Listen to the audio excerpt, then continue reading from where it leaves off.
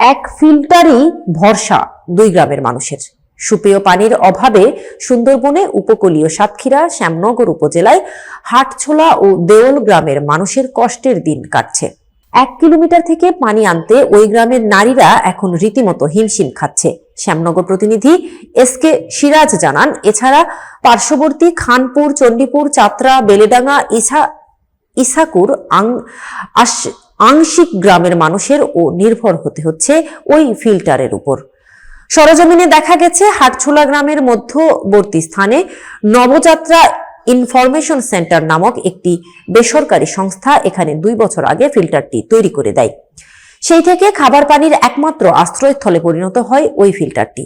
হাটছোলা ও দেওল গ্রামের পরিপূর্ণ কয়েক হাজার মানুষের পাশাপাশি পার্শ্ববর্তী চণ্ডীপুর, খানপুর, চাতরা, বেলেডাঙ্গা, ইসাকুর এলাকার শত শত মানুষ এই ফিল্টার থেকে পানি সংগ্রহ করে থাকেন।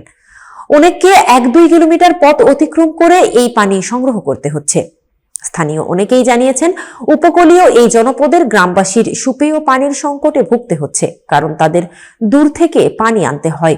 প্রাকৃতিক দুর্যোগ ও ভূগর্ভস্থ পানির স্তর নিচে নেমে যাওয়ায় এই সংকট আরো তীব্র হয়েছে এবং অনেক ক্ষেত্রে লবণাক্ত পানি পান করতে বাধ্য হওয়ায় তারা নানা রোগে আক্রান্ত হচ্ছেন।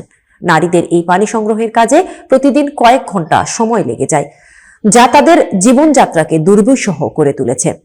এদিকে দূরগ্রাম থেকে পানি নিতে আসা নন্দী মণ্ডল, সৈবারানী মণ্ডল, কাজল মণ্ডল, শফিকুল ইসলাম বলেন, আমরা প্রতিদিন অনেক দূর থেকে এখানে পানি নিতে আসি। লাইনে দাঁড়িয়ে পানি সংগ্রহ করে বাড়ি যেতে আমাদের অনেক সময় লেগে যায়। আমরা বাড়ির অন্যান্য কাজ সময় মতো করতে পারি না। একটিমাত্র ফিল্টার হওয়ার কারণে আমাদের দুর্ভোগ আর কমছে না।